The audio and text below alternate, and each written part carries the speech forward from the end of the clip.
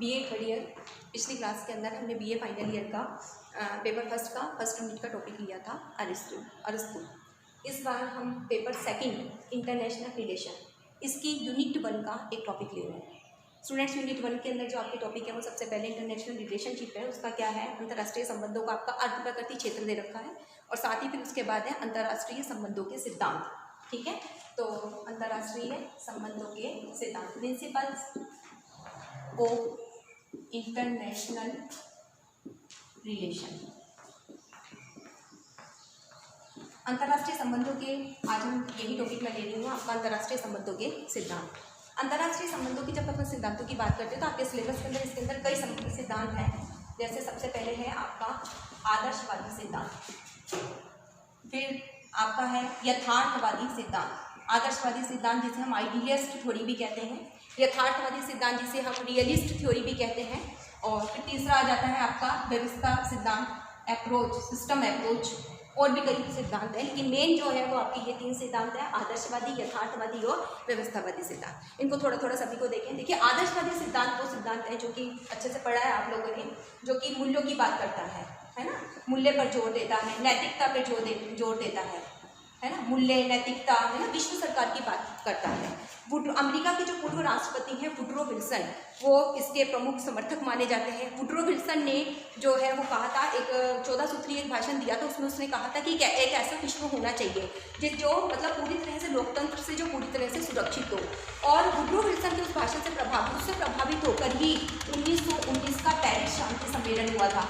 और 1919 का जो ये पेरिस शांति सम्मेलन था, इसी से राष्ट्र संघ का भी क्या हुआ, उद्भव हुआ था। ठीक है, तो ये तो क्या कौन सा सिद्धांत आपका, आदर्शवादी सिद्धांत। यथार्थवादी जो सिद्धांत है, वो यथार्थवादी सिद्धांत वो है जो कि किस पे बात करता है, जो शक्ति, वो कहता है कि नहीं, अंतर्राष्ट्रीय राजनीति में नैतिकता कुछ नहीं होती, शांति कुछ नहीं होती है। शांति की भी बात करता है तो कहता है कि शांति से काम चलने वाला नहीं है, बल्कि अंतर्राष्ट्रीय राजनीति में हर राज्य है वो आगे बढ़ना चाहता है। ठीक है, तो आगे बढ़ने के लिए वो क्या करता है, शक्ति प्राप्त करना चाहता है। तो यथार्थवादी सिद्धांत है जो कि किस पर बल देता है, ये शक्ति पर बल देता है। ठीक है, और व्यवस्था में जो सिद्धांत है, ठीक है, ये किसका है, ये मार्टिन कैप्लन का है ना। इसके अंदर ये अंतर्राष्ट्रीय व्यवस्था को प्रमुखता देता है, और इसके अंदर इसने इसके 6 प्रतिमान भी दिए हैं। आज मैं आपको 400 शब्दों के अंदर यथार्थवादी सिद्धांत क्लियर कर रही हूँ कि यथार्थवादी सिद्धांत क्या होता है।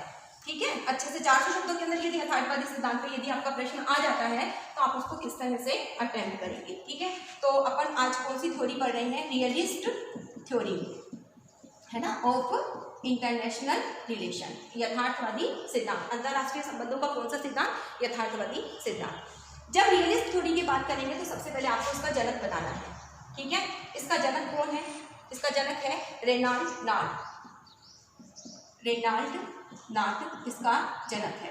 ठीक है, रेनाल्ड इसका जनक है। और ये सिद्धांत कहता क्या है, देखिए, हर देश आगे बढ़ना चाहता है, हर देश आगे बढ़ना, और वो साम दाम दंड भेद किसी से भी क्या होगा, वो ज़्यादा से ज़्यादा आगे बढ़ने के लिए क्या करेगा, शक्ति प्राप्त करना चाहेगा, और शक्ति प्राप्त करने के लिए वो क्या करेगा, संघर्ष करेगा। ठीक है, तो इस शक्ति पर बल देने के कारण ये जो यथार्थवादी सिद्धांत है, इसको शक्तिवादी दृष्टिकोण भी कहा जाता है।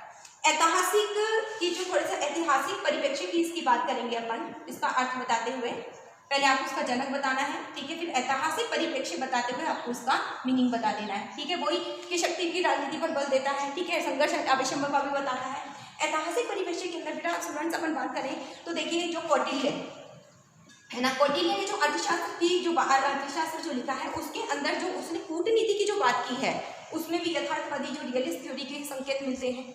मैकियावेली का जो प्रिंस है ना, उसके अंदर भी किसकी है, रियलिस्ट की बात की गई है। इसी की तरह से हॉब्स, समझौतावादी विचारक जो हॉब्स है, उसने जो लेवियाथन के अंदर कहा है कि प्राकृतिक अवस्था के अंदर जो मनुष्य है वो क्या करेगा, आत्म सुरक्षा करेगा, और आत्म सुरक्षा के अधिकार के लिए वो समझौता कर रहा है, तो वो भी कहीं ना कहीं इसकी यथार्थवादी सिद्धांत के ही संकेत मिलते हैं। ठीक है, तो ऐतिहासिक परिप्रेक्ष्य बताते हुए फिर अपन इसका मीनिंग, आप इसका मीनिंग है, फिर उसको ऐतिहासिक परिप्रेक्ष्य आप उसको अच्छे से क्लियर कर देंगे।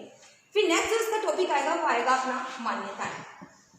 यथार्थवादी सिद्धांत की आपको क्या बतानी है, मान्यताएं। इसका मान्यताएं एक तरह से विशेषताएं, यानी जो कुछ उसके अंदर पाया जा रहा है वो आप उसके अंदर बता देंगे। अब मान्यताओं के अंदर से सबसे पहला बिंदु जो आपका रहेगा वो है, वो आप क्या कहेंगे, कोई शक्ति।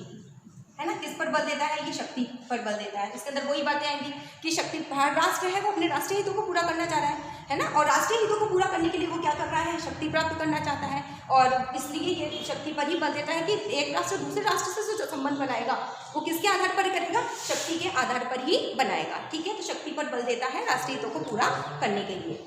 दूसरी बात आप इसके अंदर बताएंगे कि वास्तविकता पर बल देता है। ये किस पर बल देता है, कि वास्तविकता पर बल।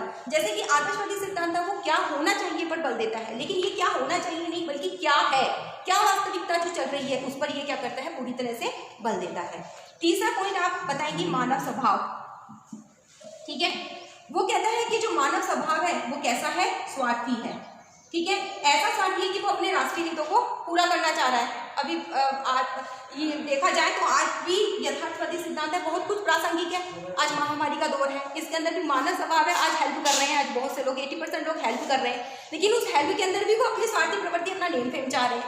20% है जो निस्वार्थ भाव से क्या कर रहे हैं, सेवा कर रहे हैं। तो इसने भी मानव स्वभाव का स्वार्थी पक्ष बताया है कि मानव कैसा होता है, स्वार्थी होता है, और अपने स्वार्थों को पूरा करने के लिए यानी अपने हितों को पूरा करने के लिए वो शक्ति पर क्या करता है, बल देता है। ठीक है, फिर नेक्स्ट ये किसकी बात करता है, आप बताएंगे कि इसके अंदर राष्ट्रीय सुरक्षा के मूल्यों पर जोर दिया जाता है, यानी राष्ट्र के अंदर जो अदर जो पारंपरिक मूल्य हैं उनकी अवहेलना करके केवल राष्ट्रीय सुरक्षा के मूल्यों को बनाए रखने का ये पक्षधर है। ठीक है, इसकी मान्यता है।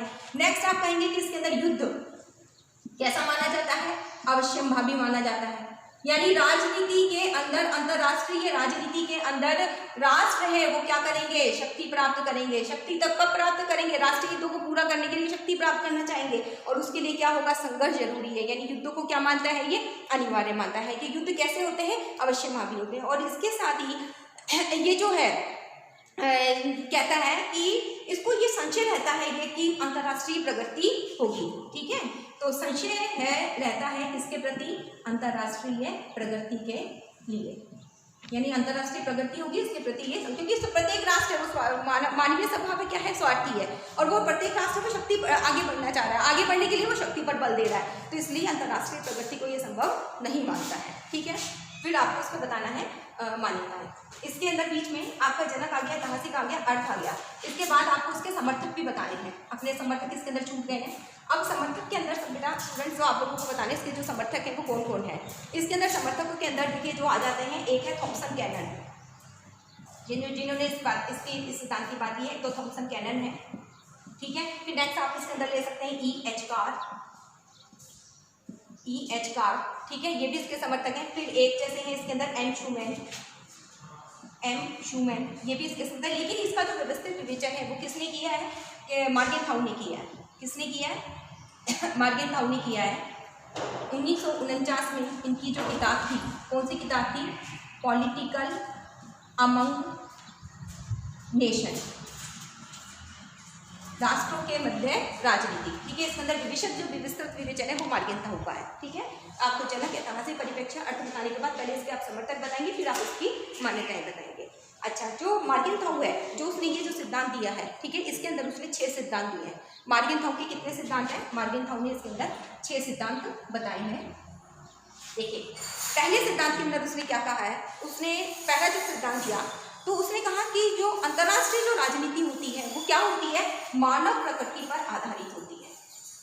अंतर्राष्ट्रीय राजनीति है वो किस पर आधारित होती है, क्योंकि व्यक्तियों का ही प्रकृति रूप क्या होता है, राज्य होता है। ठीक है, व्यक्तियों का प्रकृति रूप क्या है, राज्य है, और व्यक्तियों की जो प्रकृति होगी वो ही राज्य की प्रकृति पर निर्भर हो जाएगी। तो इसलिए अंतर्राष्ट्रीय जो राजनीति है मानव प्रकृति पर आधारित है, इसीलिए मानव प्रकृति पर आधारित होने के कारण उसमें क्या आते रहते हैं, संघर्ष होते रहते हैं। ठीक है, तो इसका पहला सिद्धांत है कि राजनीति क्या है, अंतर्राष्ट्रीय राजनीति क्या है, मानव प्रकृति पर आधारित है।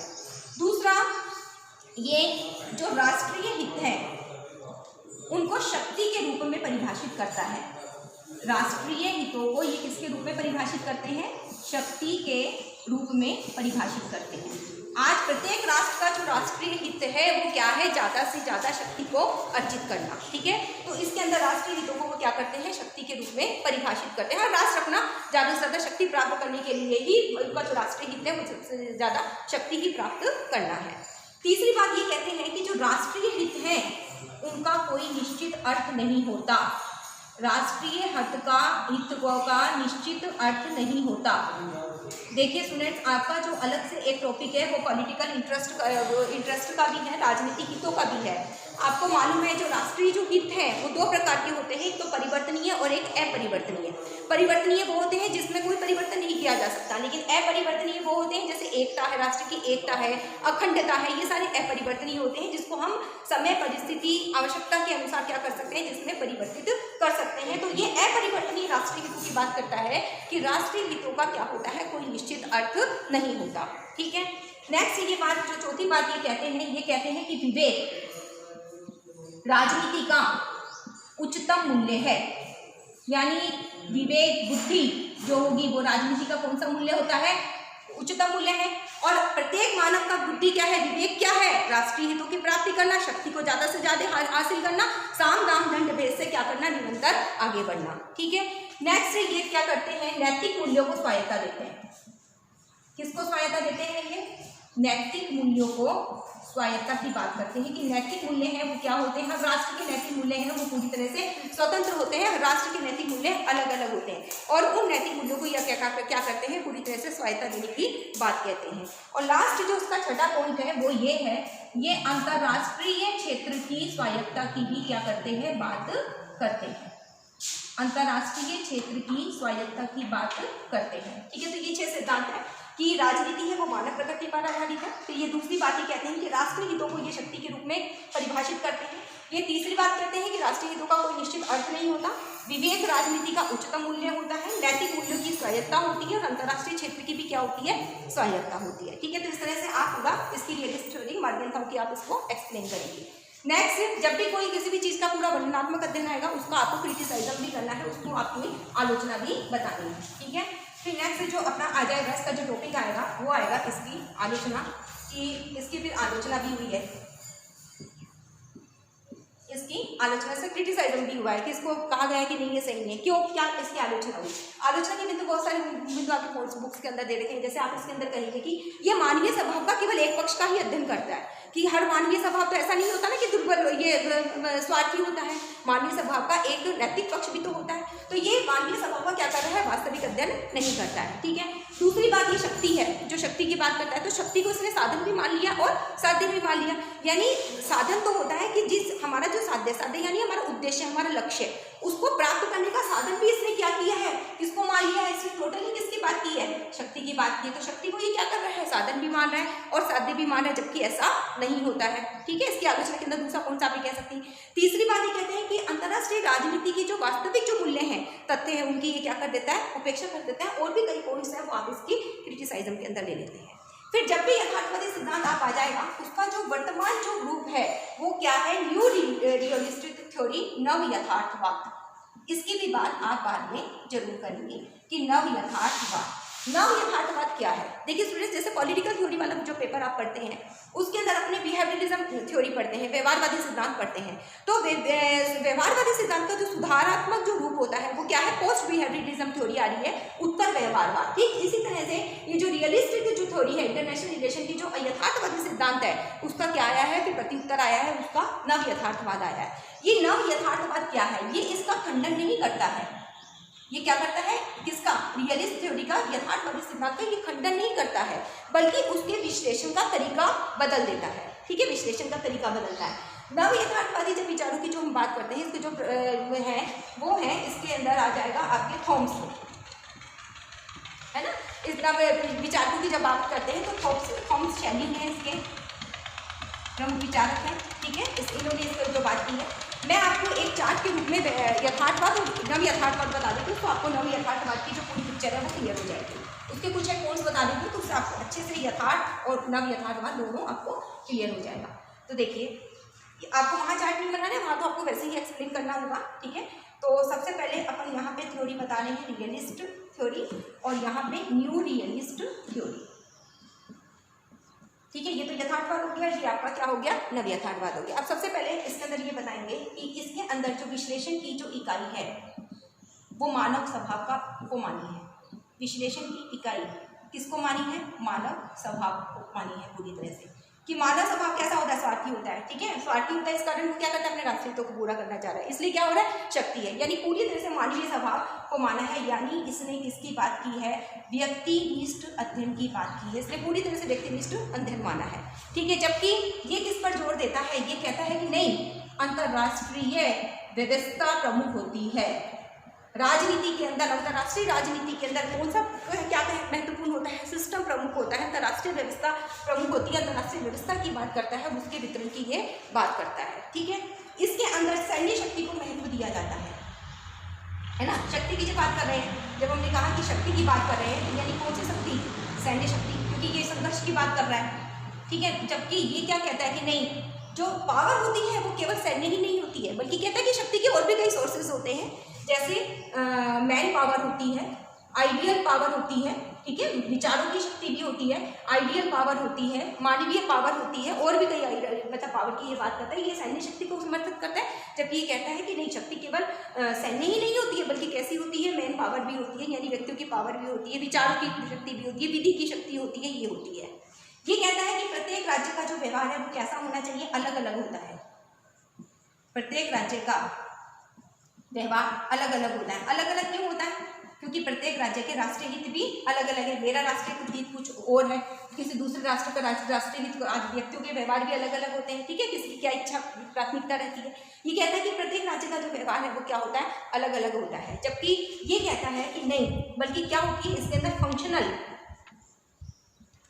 फंक्शनल यूनिटी होती है। यानी ये कहता है कि राज्य चाहे छोटा हो या बड़ा हो, लेकिन उसके प्रक्रियात्मक जो एकता होती है वो एक होती है, उनके कार्य क्या होते हैं, एक होते हैं, ठीक है। ये कहता है कि विदेश नीति है वो नेता बनाते हैं। विदेश नीति कौन बनाते हैं, नेता बनाते हैं, लीडर नेता क्या होने की विदेश नीति बनाई जाती है। जबकि ये क्या कहता है कि नहीं, विदेश नीति किस पर निर्भर करती है, अंतर्राष्ट्रीय व्यवस्था के अकॉर्डिंग बनती है, अंतर्राष्ट्रीय व्यवस्था पर निर्भर करती है, ठीक है। तो ये होगा न्यायिक यथार्थवाद। तो इरेलिस्ट थ्योरी, सबसे पहले आप अंतर्राष्ट्रीय संबंधों के सारे सिद्धांत बताएंगे, एक बार समराइज कर लिया अपन, और संबंध बताने के बाद थोड़ा थोड़ा एक एक लाइन आपको हर सिद्धांत के बारे में बताकर आप यथार्थवादी सिद्धांत शुरू करेंगे, उसका मीनिंग आएगा, उसका ऐतिहासिक परिप्रेक्ष्य थोड़ा सा बताया, फिर आपने इसके समर्थक बताया, समर्थक के बाद आपने 6 मान्यताएं बताई, 6 मान्यता के बाद मार्गेंथाउ ने इसकी व्याख्या की है, मार्गेंथाउ के 6 सिद्धांत आप बताएंगे, फिर उसके बाद इसकी आलोचना आएगी, फिर उसके बाद आप इसका नव यथार्थवाद बताएंगे कि न्यू रियलिस्टिक थ्योरी क्या है। आशा है आपको आज की क्लास समझ में आएगी। धन्यवाद।